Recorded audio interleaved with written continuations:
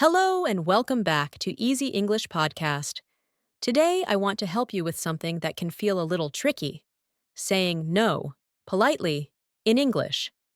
Sometimes we don't want to say a direct no, especially if we're talking to someone at work, a friend, or even a stranger.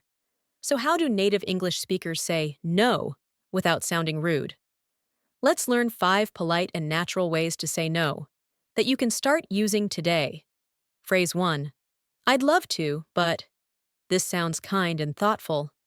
Example: I'd love to help, but I've got a lot on my plate right now. It shows that you're interested, but you're just too busy. Phrase 2. I'm not sure I can.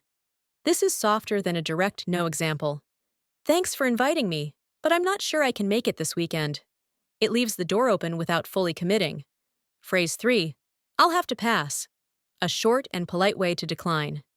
Example: I appreciate the offer, but I'll have to pass this time. It's commonly used in professional and casual situations. Phrase 4. Maybe next time. This sounds hopeful and positive. Example: I can't join today, but maybe next time. You're saying no, but showing interest in the future. Phrase 5. Thanks, but I think I'll skip it. This is casual and polite. Example: Thanks for the suggestion, but I think I'll skip it for now. It's a nice way to express your choice without being too direct. Quick recap: I'd love to, but I'm not sure I can. I'll have to pass. Maybe next time. Thanks, but I think I'll skip it. So next time you want to say no in a polite and natural way, try one of these phrases.